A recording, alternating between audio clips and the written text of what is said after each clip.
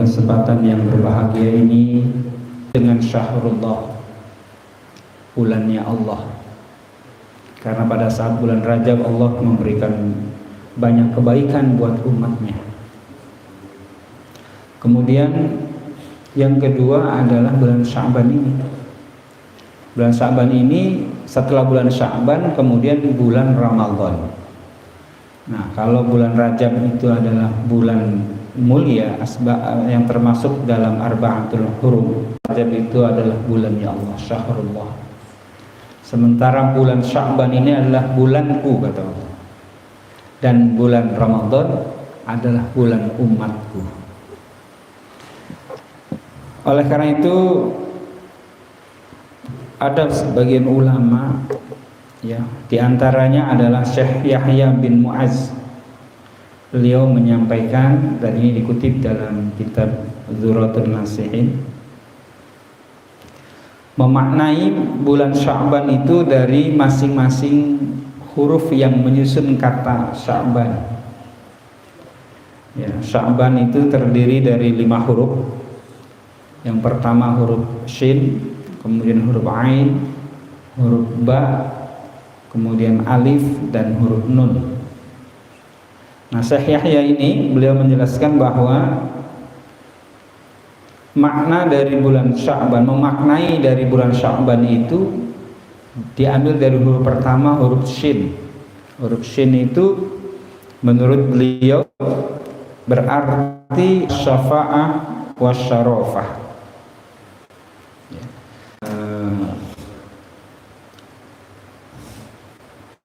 As-syafa'ah artinya pertolongan, syafaat. Nah, banyak syafaat, ya, banyak syafaat, banyak amal-amal yang kita lakukan di bulan Sya'ban itu akan memberikan syafaat, akan memberikan pertolongan bagi kita yang melakukannya.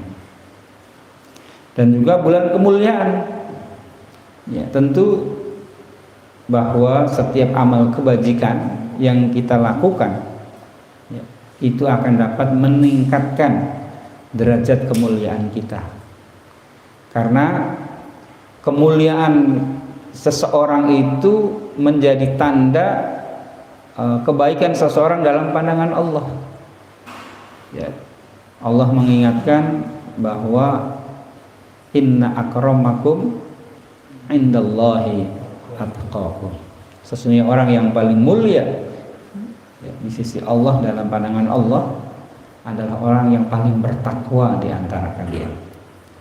Nah, ketakwaan yang dimiliki oleh seseorang itu tentu berbanding lurus dengan amaliyahnya.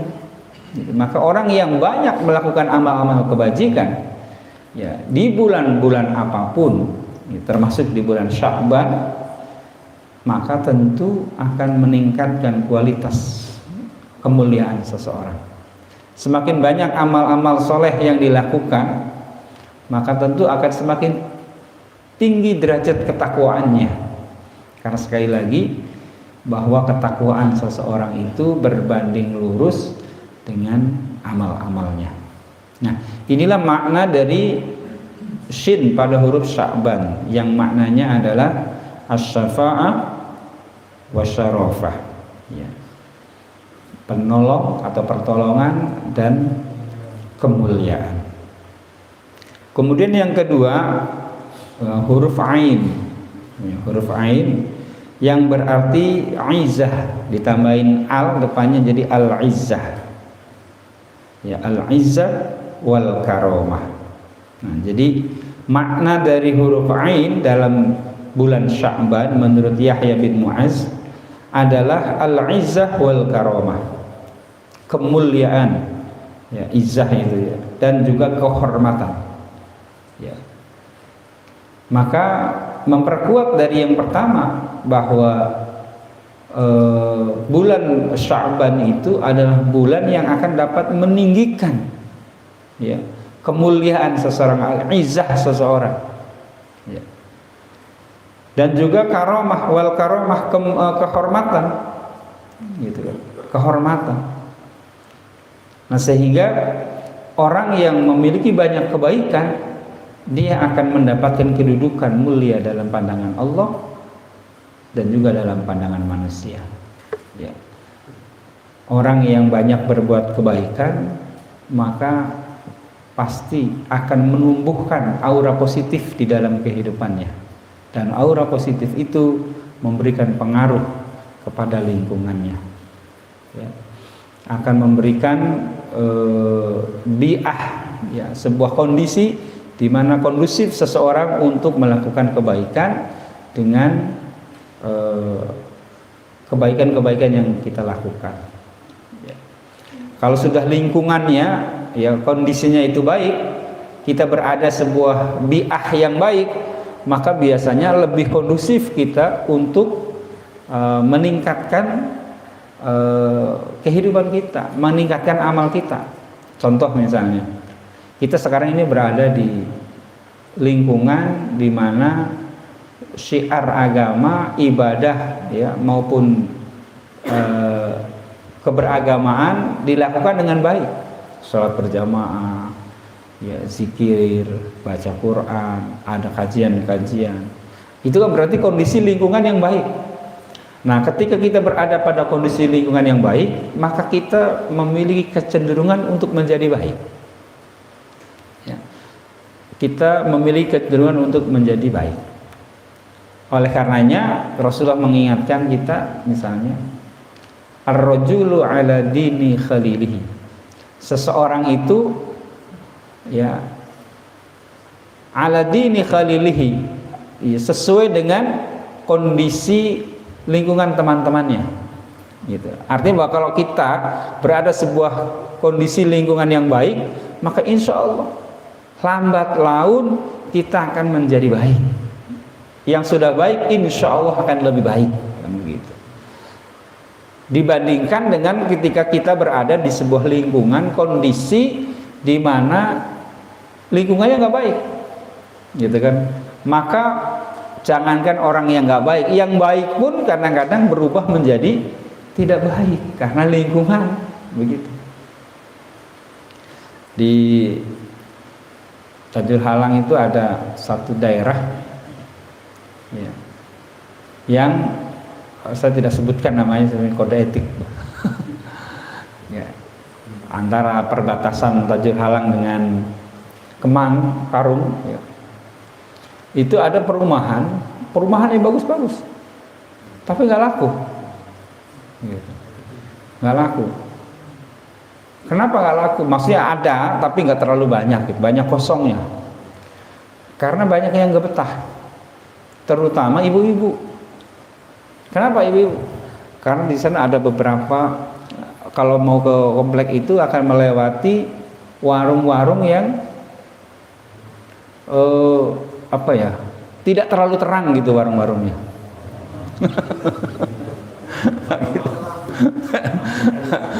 Jadi lampunya nggak terang gitu, ya, remeng-remeng ya. Nah, jadi nggak betah lingkungan di situ, gitu kan. Kata ibu-ibu di situ apa? Saya khawatir kalau terlalu lama di sini, katanya. Takutnya nanti suami saya salah pulang, katanya. Kita takut salah pulang kan. Nah, belum lagi kalau misalnya kondisi anak-anak secara psikologis ketika berada dari sebuah lingkungan yang nggak baik, maka kita diperintahkan untuk hijrah kan, gitu. Kalau misalnya memang kondisinya itu nggak baik. Nah, oleh karena itu bulan Sya'ban ini adalah bulan yang kondusif, ya, untuk melakukan kebaikan, karena Sya'ban bimakna al-izzah wal karamah. Ya, bermakna kemuliaan dan juga kehormatan. Nah, itu. Dan kehormatan, kemuliaan seseorang itu akan lebih kondusif ketika berada di sebuah lingkungan yang baik. Kemudian huruf yang ketiga adalah huruf ba, dikasih al depannya, jadi al birru, gitu kan. Jadi birrun artinya kebaikan, al birru kebaikan, ya. Nah, kebaikan atau kebajikan, maka di bulan Sya'ban ini sesungguhnya bulan di mana kita diperintahkan untuk banyak melakukan kebajikan. Karena kebaikan-kebaikan yang kita lakukan itu akan mengantarkan kita ke dalam surga Allah. Fa innal birra yahdi ilal jannah, kan begitu dalam hadis. Fa innal birra, maka sesungguhnya kebaikan-kebaikan atau akumulasi dari kebaikan itu yahdi ilal jannah, akan mengantarkan seseorang ke dalam surga.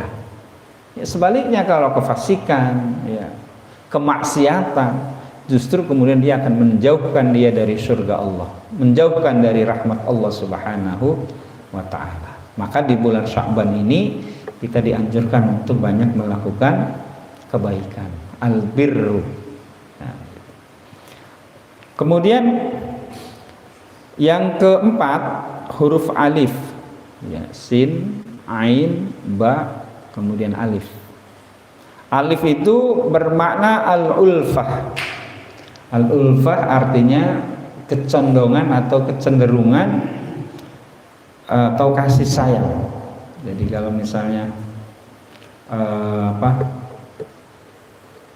kita punya anak misalnya, semua kita sayangin, tapi di antara anak itu kadang-kadang ada yang kita lebih sayang kepadanya. Itu masalah hati, nggak bisa nggak bisa dipaksakan, gitu kan. Jadi dari antara anak-anak yang kita miliki, semua kita sayang, kita semua kita cintai. Tapi karena mungkin bisa jadi karena akhlaknya, kepribadiannya, kemudian tata kramanya kepada orang tua, sehingga kemudian menyebabkan anak ini lebih dibandingkan yang lain. Ya, sehingga orang tua, kita sebagai orang tua kadang-kadang lebih condong, lebih sayang kepada orang anak ini. Itulah disebut dengan ulfah. Seperti Nabi Yusuf misalnya. Ya, Nabi Yusuf dicintai oleh orang tuanya, ya kan. Nah, di antara anak-anak yang lain, ternyata Nabi Yusuf yang lebih punya kecenderungan oleh orang tua untuk lebih dicintai, yang kemudian bisa jadi menimbulkan menimbulkan iri bagi saudara-saudara yang lain. Kemudian ada peristiwa Nabi Yusuf cemplungan ke sumur gitu ya. Itu pertanda bahwa kecenderungan atau kasih sayang yang lebih itu adalah merupakan anugerah dari Allah untuk setiap orang. Maka di bulan Sya'ban ini kita dianjurkan untuk menumbuhkan kecenderungan dan kasih sayang kita untuk mencintai hal-hal yang positif, hal-hal kebaikan. Yang intinya sebenarnya kita diperintahkan untuk banyak melakukan amal soleh, begitu aja. Nah, kemudian nun, yang terakhir huruf yang kelima, huruf nun, yang berarti nur, dikasih huruf al depannya jadi an-nur, ya, yang berarti cahaya atau menerangi. Ya, maka insya Allah bahwa setiap amal soleh yang dilakukan oleh hambanya itu akan memberikan cahaya. Ya, kebaikan yang kita lakukan akan memancarkan cahaya ketakwaan. Sebaliknya, ya, kemaksiatan itu akan memancarkan kegelapan, az-zulm, gitu ya. Oleh karena itu kita lihat bisa membedakan antara orang yang sering wajahnya tersiram dengan air wudhu dengan yang jarang disiram air wudhu, itu wajahnya beda. Kalau orang yang rajin wudhu, rajin ibadah, wajahnya bercahaya, wajahnya itu memancarkan aura positif, itu kan. Terlebih bahwa Rasulullah SAW pernah menyampaikan, kata Rasulullah ngomong kepada para sahabat, wahai para sahabatku, aku merindukan, ya, saudara-saudaraku, kata Rasul. Ini juga pernah saya sampaikan kalau tidak salah. Kemudian para sahabat bertanya, ya Rasulullah, bukankah kami ini saudara-saudaramu? Saudara yang mana lagi, kan begitu? Kata Rasulullah, engkau adalah sahabatku, engkau memiliki kedudukan tersendiri dalam diriku, kata Rasul. Tapi yang aku maksud saudaraku ini adalah orang-orang yang datang di kemudian hari di akhir zaman yang dia tidak pernah ketemu dengan aku, kata Rasul. Dia tidak berjumpa dengan aku, tapi dia mengimani ajaran yang aku bawa. Dia banyak melakukan kebajikan, melakukan amal soleh, gitu kan, melakukan amal soleh. Nah kemudian para sahabat bertanya lagi, ya Rasulullah, lalu bagaimana engkau bisa mengenali mereka? Padahal mereka tidak pernah bertemu dengan engkau, dan engkau pun belum pernah bertemu dengan mereka. Maka kata Rasulullah, nanti di akhir zaman, di akhirat, manusia akan dibangkitkan itu dalam dua keadaan. Ada satu kelompok manusia yang ketika dibangkitkan dalam kondisi bercahaya, nur, memancarkan cahaya. Dan ada sekelompok orang yang ketika dibangkitkan itu dalam kegelapan, gitu, dalam kegelapan. Artinya apa? Wajahnya itu hitam, gitu kan. Kata Rasulullah, maka dengan cara seperti itu saya lebih akan mudah untuk membedakan mana umatku yang aku rindukan itu, saudaraku yang aku rindukan itu, dan mana yang tidak aku rindukan, gitu kan. Maka Rasulullah kemudian membuat tamsil, membuat perumpamaan bahwa kalau ada di sebuah lapangan kumpulan kuda-kuda, ada kuda yang warnanya hitam, ada kuda yang warnanya putih, gitu. Kira-kira kalian bisa nggak dengan mudah membedakan mana kuda hitam dan kuda putih? Kata para sahabat, ya tentu ya Rasulullah, kami dengan mudah membedakan mana kuda hitam dan kuda putih. Nah kemudian Rasulullah mengatakan, begitulah kondisi umatku nanti di akhirat. Ketika dibangkitkan, ada manusia, ada umatku yang nanti dibangkitkan dalam keadaan bercahaya, gitu. Keadaan bercahaya. Dan ada juga yang dibangkitkan dalam keadaan gelap, dalam keadaan hitam. Nah, maka orang yang banyak melakukan amal soleh, melakukan amal kebajikan, dia akan membawakan cahaya, dibangkitkan dalam keadaan bercahaya. Nah inilah makna Sya'ban. Yang kelima, hurufnya huruf nun, yang maknanya adalah an-nur, yang artinya cahaya. Nah hadirin jamaah sekalian yang dirahmati oleh Allah Subhanahu wa taala. Nah berangkat dari pengertian 5 hal ini, ya, maka bulan rangkaian 3 bulan yang kita lewati nanti, salah satunya ya pertama bulan Rajab. Ya, bulan Rajab itu diistilahkan sebagai bulan tazkiyah, bulan pembersihan badan. Nah, gitu. Bulan pembersihan badan. Kemudian bulan Sya'ban adalah bulan pembersihan hati, tazkiyatul qalb. Dan bulan Ramadan adalah pembersihan ruh. Ya, pembersihan ruh.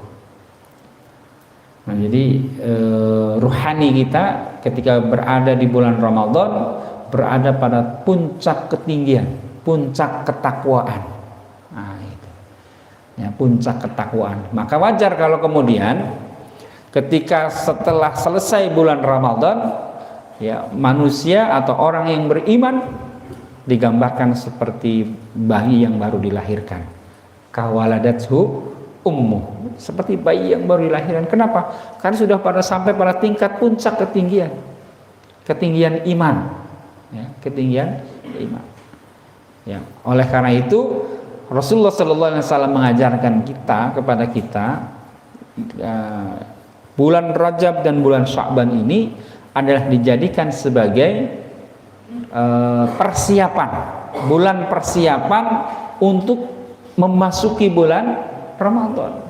Makanya doa yang selalu diajarkan oleh para ulama adalah Allahumma barik lana fi Rajab wa Sya'ban wa balighna Ramadan. Nah itu, ya Allah berikan keberkahan kami di bulan Rajab, ya, kemudian dan juga di bulan Sya'ban, dan sampaikan usia kami sampai di bulan Ramadan. Maka bulan Rajab dan bulan Sya'ban ini adalah bulan istiqdad, bulan persiapan, gitu. Jadi Rasulullah SAW menyiapkan para sahabat untuk bisa memaksimalkan ibadah di bulan Ramadan diawali dari sejak bulan Rajab. Gitu. Diawali dari sejak bulan Rajab. Makanya bulan Rajab itu adalah bulan yang maknanya kan kemarin adalah al-asab, yang artinya mengucur deras. Kenapa? Karena pahala kebajikan yang dilakukan oleh orang di bulan Rajab, pahalanya itu seperti air yang mengucur deras. Gitu. Artinya pahala yang melimpah ruah. Nah, sehingga diharapkan ya ketika di bulan Rajab kita sudah terbiasa dengan kebaikan-kebaikan, amal-amal soleh, kemudian ditingkatkan lagi di bulan Sya'ban, gitu. Maka ketika nanti di bulan Ramadan kita akan enteng untuk melakukan amal-amal soleh. Nah, maka sekali lagi bulan Rajab dan bulan Sya'ban ini kita jadikan sebagai isti'dad, sebagai bulan persiapan sehingga kita sampai pada tingkat ketinggian rohani kita ketika kita berada di bulan Ramadan nanti. Nah, hadirin jamaah sekalian yang dirahmati oleh Allah,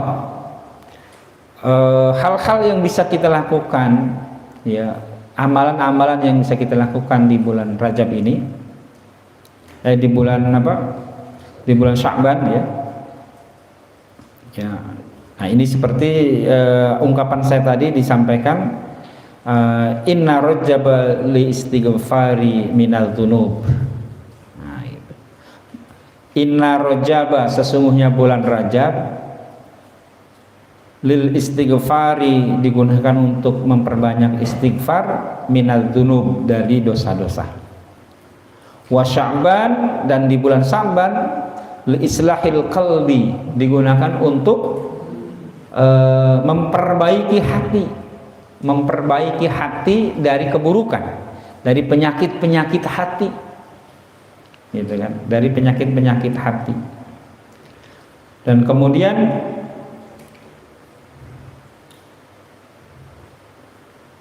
walailatul qadri litaqarrub ilallahi ta'ala, dan kemudian bulan Ramadan yang di dalamnya ada malam Lailatul Qadar, maka dijadikan sebagai sarana untuk mendekatkan diri kepada Allah Subhanahu wa taala.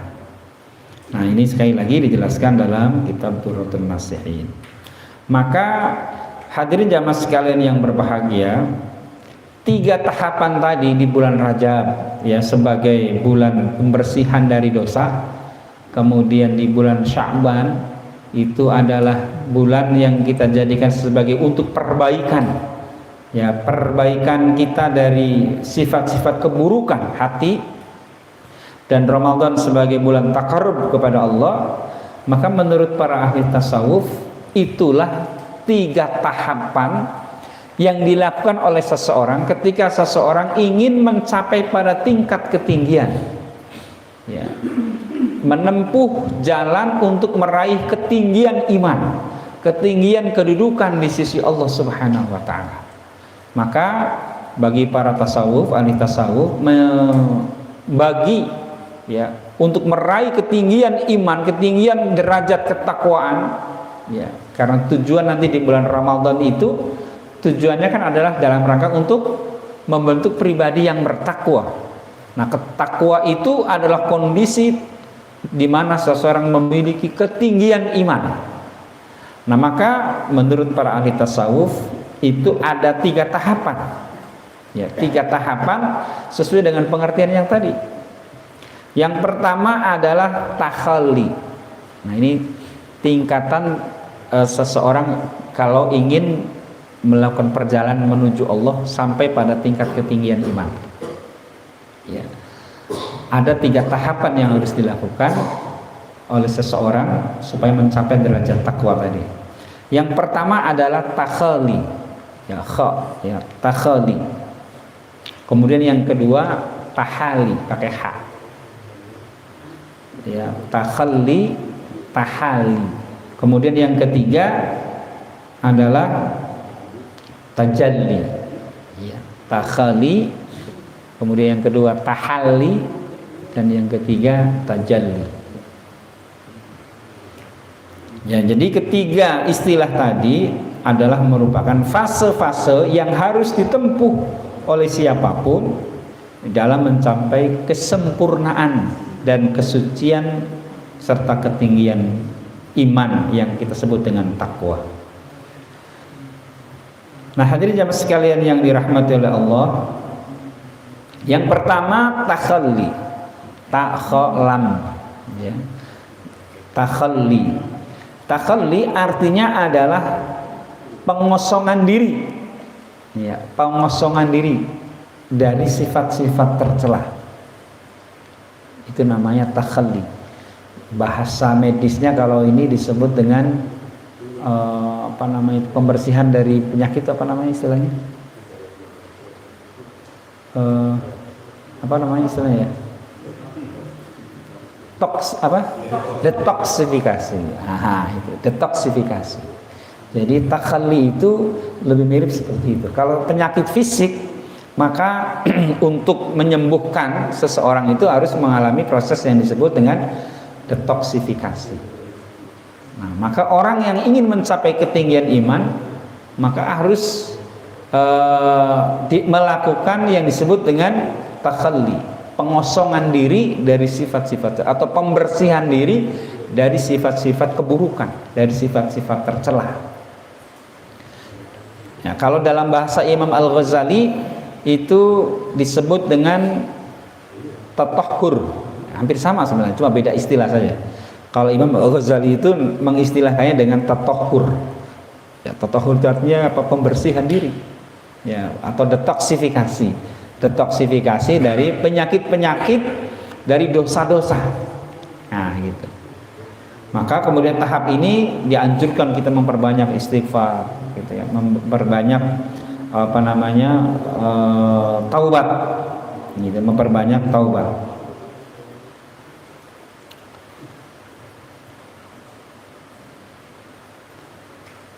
Nah, hadirin jamaah sekalian yang dirahmati oleh Allah, dengan proses taubat yang dilakukan oleh seseorang sebagai proses dari takhalli, ya, pengosongan dari perbuatan dari dosa-dosa, inilah yang kemudian dijelaskan dalam Al-Quran surat An-Nisa, ya, dalam surat An-Nisa ayat 110, Allah Subhanahu wa taala berfirman, "Wa may ya'mal su'an aw yadlim nafsahu summa yastaghfirillaha yajidillaha ghafurur rahim." Wa may ya'mal, barang siapa yang mengerjakan su'an, kejahatan, keburukan, au yadlim, atau menganiaya diri sendiri, yadlim nafsahu, summa, kemudian yastaghfirillah, dia meminta ampun kepada Allah Subhanahu wa taala, ya, maka kata Allah apa? Yajidillaha, maka dia akan menemukan, ya, maka dia akan menemukan Allah, ya, dia akan mendapati Allah Ghafurur Rahimah, ya, yaitu zat yang maha pengampun lagi maha penyayang. Nah, jadi proses untuk meraih ketinggian iman itu diawali dengan proses pertaubatan dulu, gitu. Pertaubatan dulu dari setiap dosa-dosa di masa lalu yang banyak kita lakukan, gitu kan.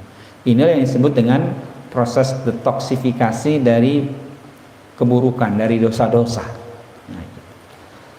Nah, setelah proses takhalli, maka kemudian masuk tahap yang kedua yang disebut dengan tahalli. Tahalli artinya menghiasi, ya, menghiasi diri dengan sifat-sifat terpuji. Kalau bahasa Imam Ghazali dalam Al-Ihya itu, tahap pertama itu adalah tatahur, tahap kedua itu adalah tahakkuk. Tahakkuk artinya mengisi, setelah dikosongkan diisi dengan amal-amal soleh, diisi dengan perbuatan-perbuatan kebaikan, ya. Jadi pertaubatan yang sudah dilakukan, maka kemudian selanjutnya menghiasi diri dengan amal-amal baik, ya. Ibaratnya kalau rumah itu, ya, tadinya rumahnya rusak, kotor, gitu kan, maka kalau kita mau tempatin supaya nyaman, kan kita harus dibersihkan dulu, Ya, dibersihkan, dicat ulang. Nah, setelah dibersihkan, dicat ulang, baru kemudian dihiasi, dikasih taman, dikasih apa namanya bunga-bunga yang indah gitu kan. Nah, sehingga kemudian orang yang tinggal di rumah itu jadi nyaman. Nah, maka proses tahalli ini ya di dalam hadis Rasulullah sallallahu alaihi wasallam ya menjelaskan ittaqillaha haitsuma kuntah. Ya, bertakwalah kamu sekalian kepada Allah dimanapun engkau berada. Wa atbi'is sayyi'atal hasanata tamhuha. Wa atbi'i, dan iringilah gitu kan. As-sayyi'ata, ya, perbuatan burukmu, al hasanata, dengan kebaikan. Tamhuha, maka kebaikan itu akan dapat mampu menghapus dari kesalahan-kesalahan. Wa khaliqin nasa, dan perlakukan manusia bihulukin hasanin, dengan akhlak yang baik. Nah, jadi setiap kebaikan yang kita lakukan ya itu akan bisa menghapus kesalahan-kesalahan. Maka setiap kali kita melakukan, misalnya ya, kita dengan ketidaksadaran diri atau dengan ketidakberdayaan kemudian seseorang tergelincir pada perbuatan yang tidak baik, maka Rasulullah menganjurkan kepada kita iringi perbuatan buruk itu dengan perbuatan baik. Contoh misalnya, ketika kita jalan kemudian melihat sesuatu yang nggak boleh dilihat, ya, misalnya kita naik angkot atau naik kendaraan bermotor lah, sama gitu, di jalan melihat wanita yang tidak menutup aurat misalnya, gitu kan kadang-kadang kita ada kecenderungan sebagai manusia itu suka ingin melihat gitu kan. Nah, berarti kan itu kan perbuatan dosa, gitu kan. Perbuatan dosa yang akan bisa mengotori hati, yang akan membuat hijab seseorang sehingga dia tidak bisa hatinya itu tidak bisa menangkap cahaya hidayah Allah. Nah, maka ketika kita melakukan keburukan seperti itu, iringi dengan perbuatan baik. Maka apa? Baca istighfar. Astagfirullahaladzim. Begitu. Tapi jangan bilangnya astagfirullahaladzim tapi matanya astagfirullahaladzim tapi masih lihat gitu ya, bukan. Jangan begitu. Jadi maka ketika kita sudah tahu bahwa itu adalah sebuah kesalahan, ya kita istighfar, kemudian kita berpaling gitu kan. Jangan kemudian malah melotot, bahkan sampai begini ya, sampai memiringkan badan gitu, sampai ngikutin orang lewatnya gitu kan. Nah, itu namanya memperturutkan nafsu namanya ya. Nah, maka Rasulullah mengatakan begitu. Wa atbi'is sayyi'atal hasanata tamhuha. Iringi perbuatan burukmu dengan perbuatan baik, maka akan bisa menghapus kesalahan. Atau dalam ayat Al-Qur'an Allah menjelaskan misalnya apa tuh? Innal hasanata yudhibnas sayyi'at. Innal hasanata, sesungguhnya kebaikan-kebaikan yang kita lakukan itu yudhibnas sayyi'at, akan bisa menghapus kesalahan-kesalahan. Nah, inilah tahap yang kedua. Jadi setelah dibersihkan, dikosongkan, maka kemudian diisi dengan amal-amal soleh, ya, amal-amal soleh. Maka insya Allah, maka tahapan kedua ini akan semakin kita mendekatkan diri kepada Allah Subhanahu wa Ta'ala.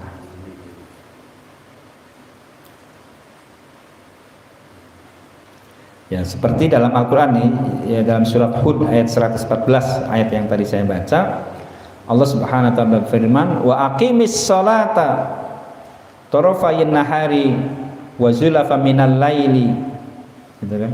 Dan dirikanlah sembahyang salat pada kedua ujung siang dan pagi dan petang, dan pada bagian permulaan malam. Kemudian Allah mengingatkan innal hasanati yudhibnas sayyi'at, sesungguhnya perbuatan-perbuatan baik itu menghapuskan dosa perbuatan-perbuatan buruk. Wa dzikra lidzakirin, dan itulah peringatan bagi orang-orang yang selalu mengingat Allah. Nah, jadi tahapan yang kedua tahalli. Jadi setelah detoksifikasi, maka kemudian diisi dengan makanan-makanan nutrisi yang akan bisa menumbuhkan kekuatan. Kalau penyakit kalau kita proses penyembuhan dari penyakit, maka detoksifikasi dari penyakit-penyakit, kemudian makan makanan yang bergizi supaya apa? Badan kita semakin kuat, gitu kan. Nah, begitu juga dengan iman kita. Setelah detoksifikasi dari penyakit-penyakit atau keburukan-keburukan, maka kemudian hiasi dengan amal-amal soleh. Nah, kemudian tahapan yang ketiga adalah tajalli. Ya, setelah tahalli, yang ketiga adalah tajalli. Tajalli artinya terungkapnya nur, ya, nur gaib bagi hati yang telah bersih sehingga mampu menangkap cahaya ketuhanan, cahaya iman. Nah, ya, tajalli. Nah, proses tajalli ini adalah proses merealisasikan sifat-sifat Allah di dalam kehidupan kita, sehingga kemudian orang yang sudah memiliki tajalli, tahapan tajalli, maka dia sudah tersingkap hatinya sudah bersih, ya. Jadi kalau cahaya itu masuk kepada benda yang bening, maka dia akan bisa meneruskan cahaya. Tapi kalau misalnya kaca itu misalnya buram, gitu kan, ketika cahaya masuk maka dia akan dihamburkan, ya, sehingga blur, sehingga nggak jelas, gitu kan. Begitu hati kita, iman kita begitu. Ketika hati kita sudah bersih, maka hati kita akan bisa mampu menangkap cahaya hidayah Allah. Nah, cahaya-cahaya itulah yang kemudian akan bisa membuat kita berada pada tingkat keruhanian yang tinggi. Maka orang yang sudah hatinya seperti ini, ya luar biasa, gitu kan. Omongannya kun fayakun. Nah, bahasanya begitu, ya. Bahasanya omongannya itu, doanya itu, omongannya itu mustajabah. Kenapa? Karena hatinya sudah bersih, gitu. Hatinya sudah bersih, kemudian perbuatan sehari-harinya baik, gitu kan, sehingga kemudian dia bisa memiliki sifat-sifat ketuhanan. Itu yang disebut dengan tajalli. Ya, contoh gampangnya begini. Ketika kita waktu masih kecil di kampung itu, ya. Ketika sakit pada saat itu dokter masih belum banyak, gitu kan. Ketika kita sakit, orang tua itu bawanya ke kiai, gitu kan. Karena di kecamatan itu paling hanya satu dokter dulu mah, itu masih sangat jarang, gitu kan. Nah, ketika anak-anaknya sakit, datangnya ke kiai. Kata orang tua itu, Pak Yai minta airnya, ini anak saya lagi demam panas, gitu. Kemudian sama kiainya apa? Diambilin air, ya, air putih, kemudian dibaca-bacain, kemudian nih diminumin, separuhnya diusapin ke badan, ya. Kiai hanya membaca doa atau membaca surat Al-Fatihah, gitu. Ya, yang sering didengar itu surat Al-Fatihah sebenarnya. Dan juga mungkin ada doa-doa. Nah, dengan wasilahnya air tadi, ketika diminum, mungkin karena sugesti juga, mungkin juga karena kebersihan hati yang mendoakan, sehingga yang sakit itu jadi sembuh, gitu. Ya, yang sakit itu sembuh, gitu kan. Padahal nggak minum obat, minum air putih, gitu. Nah, kenapa itu bisa menyembuhkan? Karena yang bisa menyembuhkan itu bukan obat sesungguhnya. Obat itu wasilah, sebagaimana airnya kiai tadi juga adalah wasilah. Karena yang menyembuhkan itu adalah zat yang maha penyembuh, Allah subhanahu wa ta'ala. Nah, gitu kan. Nah, oleh karena itu ketika meminta kepada Allah, ya, maka kesembuhan. Dan ini juga yang pernah disampaikan oleh Zaidul Akbar, ya.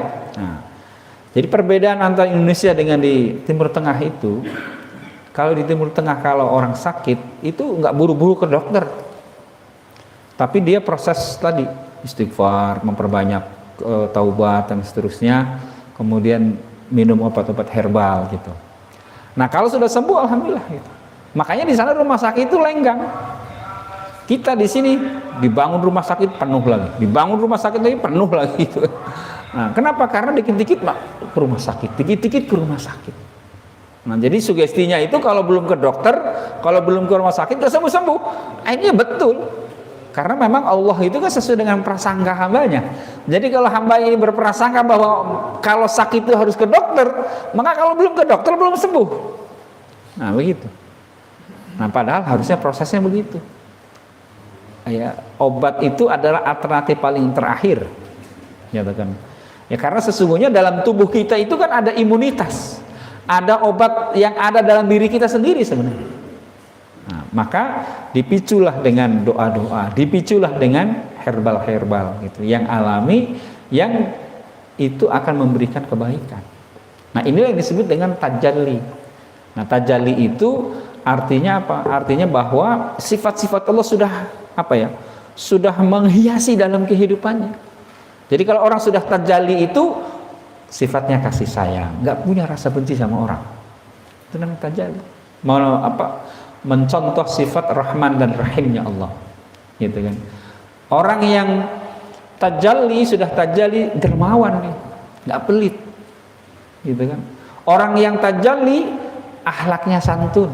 Nah, inilah tahapan tingkatan tertinggi dari seseorang yang sudah mencapai ketinggian iman, dan itu tahapannya seperti itu. Maka bulan Rajab sebagai bulan pembersihan, detoksifikasi, kemudian bulan Sya'ban adalah bulan untuk menghiasi kita dengan amal-amal soleh, ya. Kemudian di bulan Ramadan adalah bulan kita meraih kemuliaan, ketinggian yang disebut dengan tajalli. Nah jadi itu prosesnya, ya, prosesnya. Nah oleh karena itu hadirin jamaah sekalian yang dirahmati oleh Allah Subhanahu wa taala,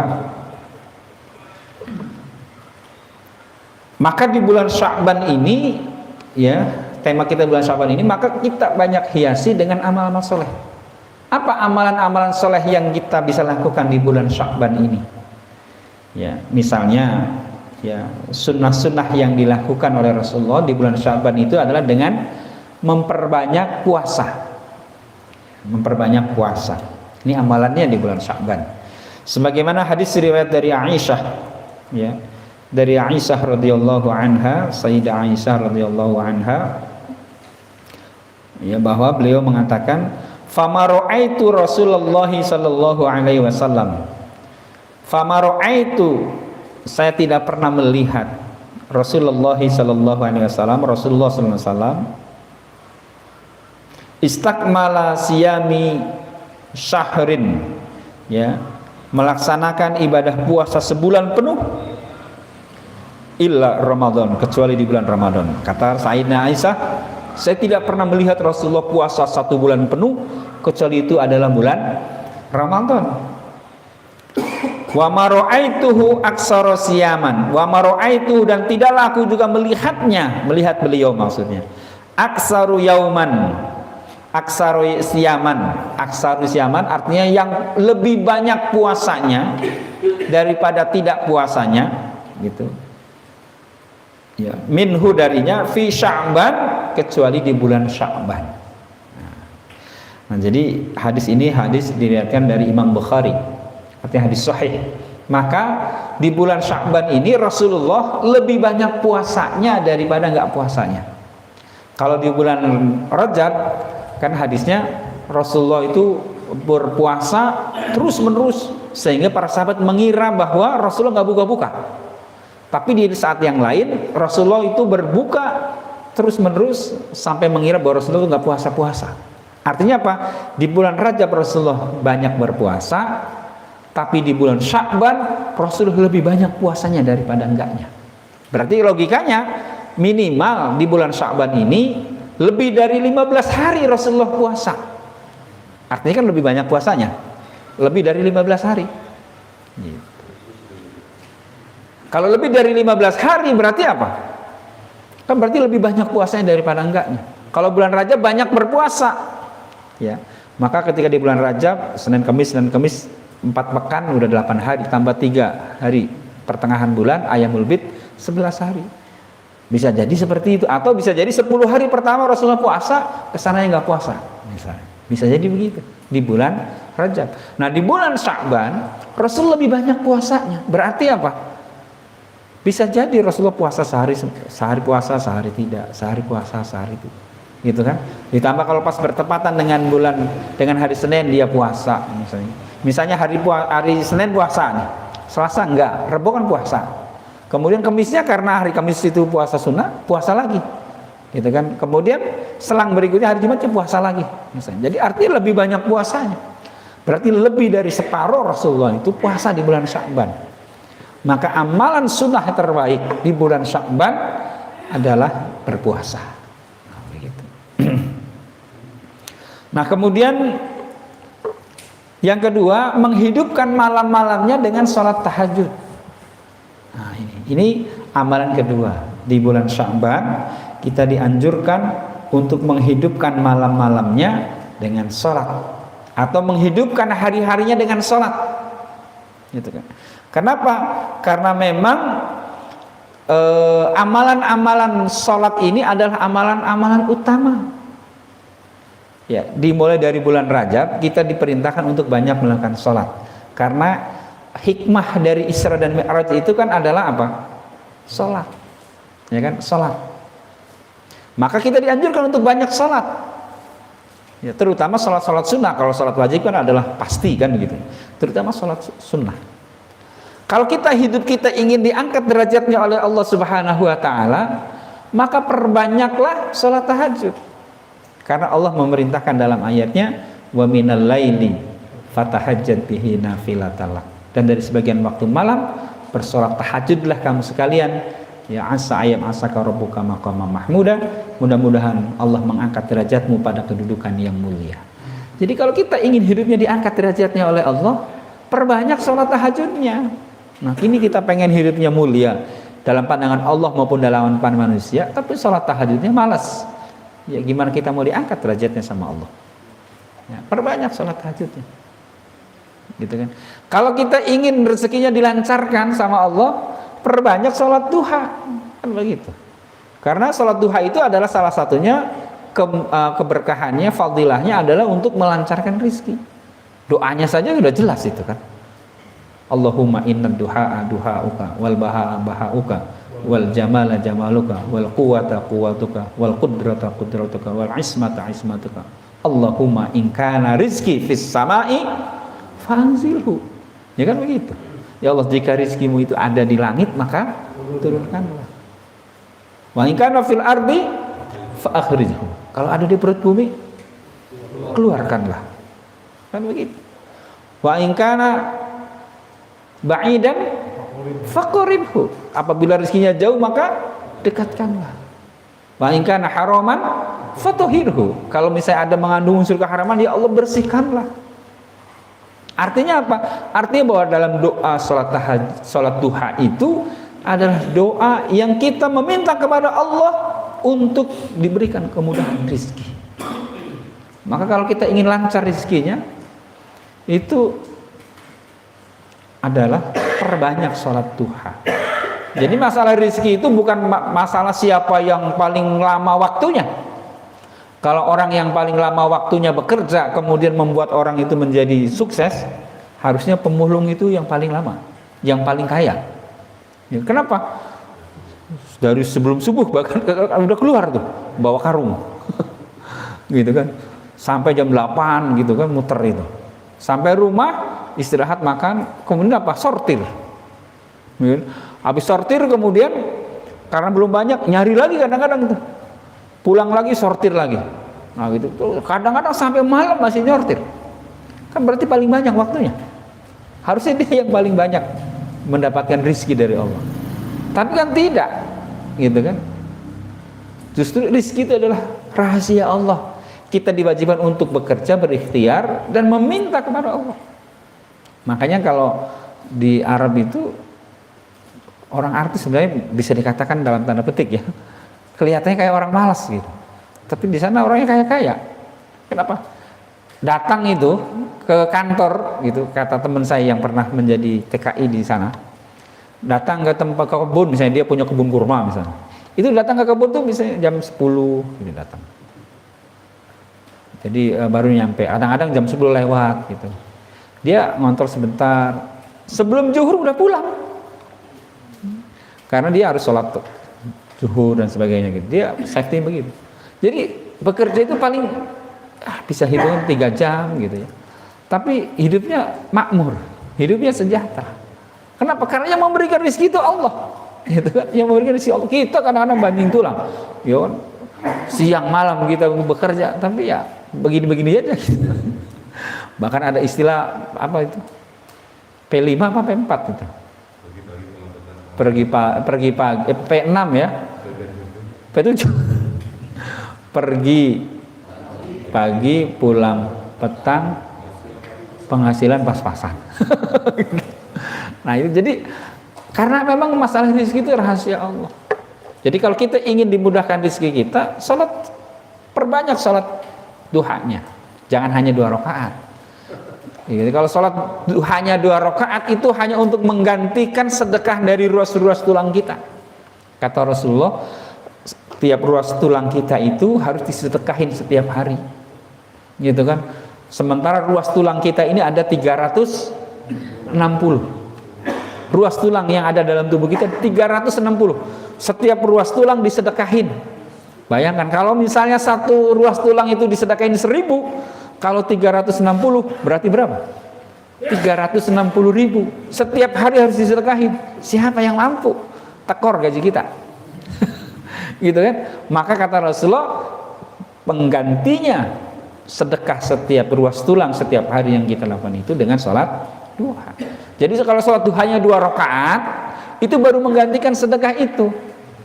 Makanya minimal kalau kita ingin rezekinya dilancarkan, sholat duhanya minimal 4 rakaat. 2 rakaat untuk mengganti sedekah, 2 rakaat lagi untuk memancing, ya supaya datang rezeki. Begitu. Kalau misalnya kemudian kita ingin punya hajat, punya cita-cita yang ingin dikabul sama Allah, maka perbanyak sholat hajat, kan begitu. Maka sholat itu menjadi sarana kita untuk menjadi penolong bagi kehidupan kita. Makanya kan perintah Allah dalam Al-Quran apa? Wasta'inu bis-sabri was-shalah. Sebenarnya dalil-dalilnya sih kita sudah paham semua gitu, tinggal melaksanakan aja sebenarnya. Cuma faktor M-nya ini yang jadi masalah. Padahal dalil-dalil udah paham kita gitu kan. Ya saya hanya mengingatkan diri saya dan juga untuk jamaah sekalian. Kata Allah, wasta'inu, mintalah kamu sekalian pertolongan bis-sabri dengan sabar, was-sholati dan juga dengan sholat. Nah, oleh karena itu perbanyak kita ibadah sholat di bulan Sya'ban ini. Selain puasa tadi, yang kedua sholat. Gitu kan. Kemudian yang ketiga, memperbanyak zikir. Ya, zikir kita mau baca sholawat, mau apa, silahkan perbanyak zikir. Ini amalan di bulan Sya'ban. Karena bulan Sya'ban itu adalah isti'dad, sekali lagi persiapan untuk menyambut di bulan Ramadan. Sehingga nanti ketika bulan Ramadan kita terbiasa untuk melakukan amal-amal soleh. Ya, termasuk tadi puasa udah jelas bulan Ramadan ya. Kemudian apa? Salat, ya kan? Sebagai penolong, ya kan? Salat sebagai penolong. Bahkan sebelum saya zikir ya, salat itu juga dijadikan sarana bagi kita untuk meraih kesuksesan hidup. Ini juga yang penting kan, oleh-oleh dari Isra Mi'raj di bulan Rajab itu kan salat. Dan salat itu selain sebagai penolong bagi kehidupan kita, salat juga sebagai apa? Sarana kita untuk meraih kesuksesan hidup, meraih untuk kebahagiaan hidup. Karena Allah menjamin dalam Al-Quran surat Al-Mu'minun, ya kan? Allah berfirman, qad aflahal mu'minun. Qad aflahal mu'minun, sungguh beruntung, sungguh sukses, sungguh bahagia. Siapa? Al-mu'minun, orang yang beriman. Jadi orang beriman itu hidupnya harusnya sukses, harusnya bahagia, harusnya cukup, begitu. Tapi ada syaratnya kata Allah, supaya kita jadi orang sukses, ya, supaya aflaha hidup kita, ya falahun, maka syaratnya di ayat yang keduanya dijawab oleh Allah. Siapa orang mukmin yang sukses, yang bahagia, yang beruntung itu? Allah jelaskan, alladzina hum fi sholatihim khashi'un. Nah ini alladzina, yaitu orang-orang hum yang mereka itu fi sholatihim, di dalam sholat mereka khashi'una, khusyuk. Artinya sholatnya berkualitas. Jadi kalau kita ingin hidup kita diberikan kesuksesan oleh Allah, ingin kita hidupnya beruntung, ingin kita hidupnya bahagia, maka kita harus tingkatkan kualitas ibadah sholat kita. Ya. Karena kualitas sholat seseorang itu berbanding lurus dengan kesuksesan hidupnya, dengan kebahagiaan hidupnya. Gitu kan. Jadi kalau kita semakin berkualitas sholat kita, insya Allah kita semakin sukses. Gitu. Bahkan ketika kita mau sholat saja dipanggil oleh muadzin, ya, apa yang dikatakan oleh muadzin? Ajakan untuk sholat. Hayya 'alas sholat. Ayo kita menuju sholat. Setelah itu apa? Hayya 'alal falah. Apa itu? Ayo mari menuju kemenangan, menuju kesuksesan, menuju kebahagiaan. Falahun itu maknanya 3. Sukses, beruntung, bahagia. Maka orang yang ingin hidupnya sukses, beruntung, bahagia, maka sholat. Dalam azan saja disandingkan, disejajarkan antara ajakan sholat dengan ajakan untuk meraih kesuksesan. Maka sholat menjadi sarana kita untuk meraih kesuksesan dalam kehidupan kita. Nah, ini amalan di bulan Sya'ban. Ya, puasa, sholat. Kemudian yang ketiga, zikir. Nah, dengan zikir kita akan merasa kehadiran Allah dalam hidup kita. Ya. Itulah yang disebut dengan ma'iyatullah. Hidup bersama dengan Allah, merasa kehadiran Tuhan dalam kehidupannya, merasakan kehadiran Allah dalam setiap langkah kehidupannya. Maka orang yang sudah ma'iyatullah, pengawasannya melekat, Pak. Pengawasannya melekat dimanapun kita berada, insya Allah takwa. Insya Allah takwa. Kan kadang-kadang kita kalau di masjid hanya kita, wah, iman kita lebih bagus-bagus ya kita. Ya. Tapi begitu keluar dari masjid, ya, kita melakukan aktivitas kehidupan duniawi, lalai kita. Nah, gitu. Kenapa? Karena hatinya nggak terpaut dengan Allah, hatinya lalai dengan Allah. Maka oleh karena itu kita dianjurkan untuk banyak berzikir, baik zikir secara zahar maupun zikir secara sir, gitu kan. Dan yang paling utama itu zikir sir. Kalau zikir jahar kan terbatas waktunya. Zikir jahar di masjid misalnya zikir setelah sholat paling berapa menit. Nah, yang paling penting itu adalah zikir sir dimanapun kita berada. Ya, dimanapun kita berada, hati kita selalu ingat dengan Allah. Ya, zikir yang banyak. Karena zikir yang banyak juga akan menunjang kesuksesan. Maka lihat dalam Al-Quran tuh, idza laqitum fi'atan fasbutu wadhkurullaha katsiran la'allakum tuflihun. Di ujung ayatnya begitu, wadhkurullaha, dan berzikirlah kamu sekalian Allah kepada Allah zikran katsiran, dengan zikir yang banyak. La'allakum tuflihun, mudah-mudahan kalian sukses, mudah-mudahan kalian beruntung. Artinya apa? Bahwa sarana kita untuk meraih kesuksesan itu selain dengan sholat juga dengan zikir kepada Allah. Dimanapun kita berada, zikir kepada Allah, ingat kepada Allah. Maka orang yang selalu ingat dengan Allah, hidupnya akan terbimbing. Hidupnya akan terbimbing. Maka ada sebuah hadis yang sering kita dengar, ya, wa may yataqarrabu ilayya bin nawafil, kan gitu ya. Ini hadisnya sering saya ulang juga. Karena siapa orang yang selalu mendekatkan diri kepadaku, kata Allah, bin nawafil, dengan ibadah-ibadah sunnah. Ya, salah satunya zikir itu kan ibadah sunnah. Zikir terus dimanapun kita berada, sambil naik motor kita zikir, baca istighfar, baca Allah, Allah, Allah. Orang-orang tasawuf itu ya dalam setiap detak nafasnya itu selalu mengucapkan Allah, supaya apa? Dia ingat dengan Allah terus. Nah, gitu. Maka orang yang sudah selalu ingat dengan Allah, taqarrub dengan Allah dengan ibadah-ibadah sunnah, baik dengan puasa, dengan sholat, dengan zikir, gitu kan. Hatta uhibbahu, sehingga aku mencintainya, kata Allah. Fa idza ahbabtuhu, dan apabila aku sudah mencintainya, kuntu sam'ahu alladzina yasma'u biha, maka pendengaranku lah yang dia gunakan untuk mendengar. Maksudnya apa? Telinganya itu, pendengarannya itu dibimbing sama Allah, sehingga dia tidak mau mendengar hal-hal yang negatif, hal-hal yang maksiat. Wa basarahu alladhi yubsiru biha, dan penglihatanku lah yang dia gunakan untuk melihat. Artinya apa? Pandangannya terjaga sama Allah. Seluruh gerak langkahnya terbimbing sama Allah. Itulah orang yang sudah dekat sama Allah. Ma'iyatullah, merasa bersama dengan Allah dimanapun dia berada. Maka kalau orang sudah seperti ini, di masjid dia bertakwa, di pasar dia bertakwa, di kantor dia bertakwa.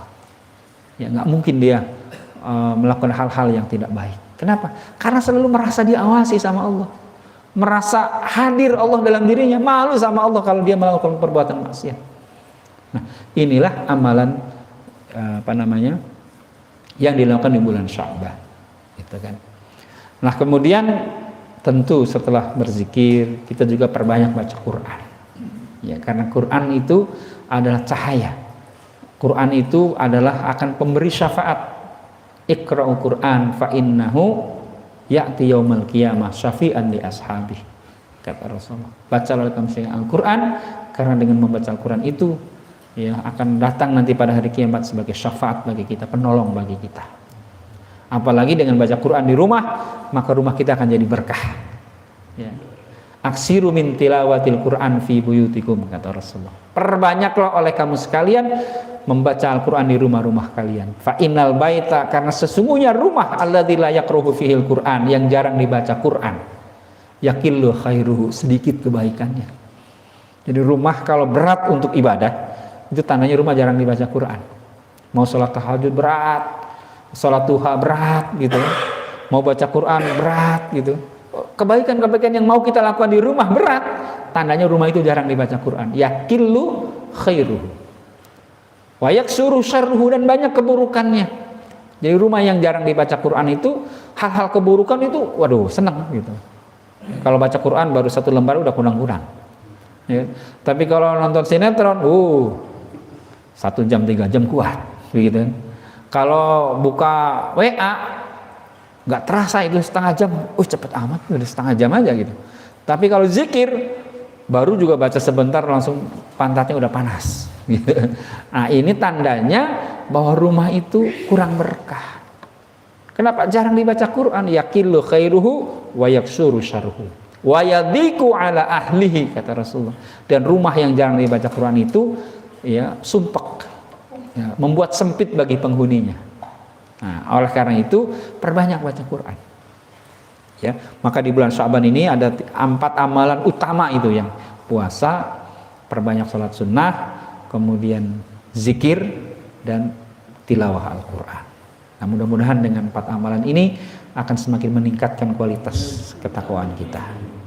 Ya, terlepas nanti di bulan Sya'ban ini ada 1 hari yang yang kemudian dimuliakan, yang kita sebut dengan nisfu Sya'ban. Ya, nisfu itu artinya setengah, Sya'ban itu bulan Sya'ban. Nisfu Sya'ban artinya pertengahan di bulan Sya'ban. Ya. Hadis sahihnya ada cukup satu saja sebenarnya, nggak usah banyak-banyak. Memang ada banyak hadis-hadis yang maudhu. Hadis-hadis maudhu itu ada bukan hadis sebenarnya, ya, yang menjelaskan tentang keutamaan-keutamaan bulan Sya'ban. Tapi bagi saya itu nggak penting. Itu nggak usah kita pakai. Yang kita pakai adalah hadis yang sahih, ya, hadis yang sahih yang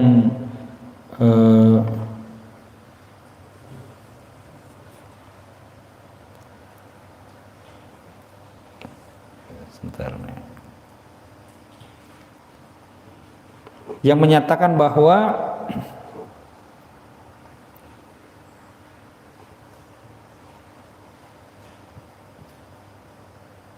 di bulan Sya'ban itu ada 1 malam yang pada saat itu Allah selalu akan turun ke langit dunia.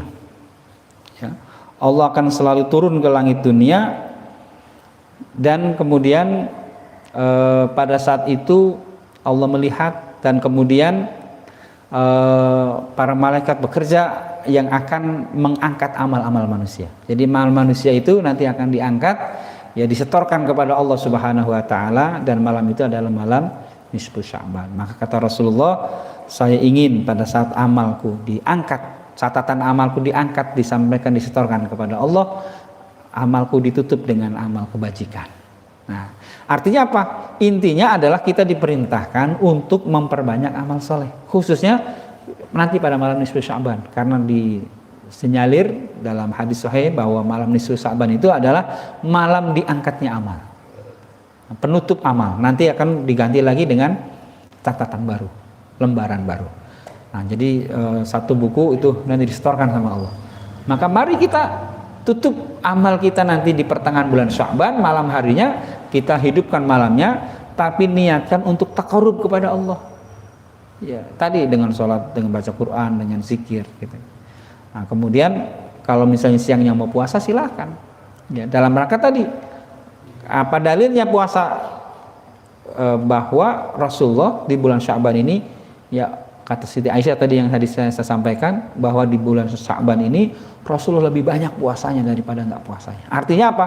Kita mau puasa di bulan Sya'ban karena ingin mengikuti Rasulullah, gitu kan. Jangan kemudian mengambil dari dalil-dalil yang hadis maudhu tadi. Kita abaikan hadis itu, tapi kita ambil hadis-hadis sahih kita bahwa beramal adalah menggunakan hadis-hadis yang sahih, yang tidak ada perdebatan di sana.